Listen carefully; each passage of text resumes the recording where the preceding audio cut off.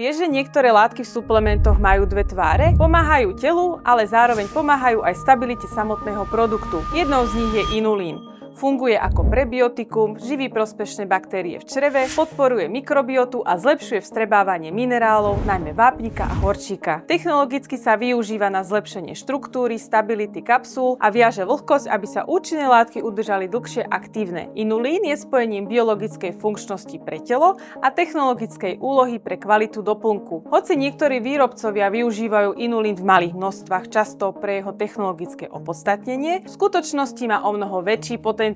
Podľa štúdie publikovanej v The International Journal of Obesity z roku 2024 u detí s obezitou suplementácia inulínu významne zvýšila rozmanitosť črevnej mikrobioty a podporila rast prospešných baktérií rodu Bifidobacterium. Na prvý pohľad vyzerá skromne, ale môže byť game changer. Sleduješ, čo všetko je okrem účinnej látky v tvojom obľúbenom doplnku?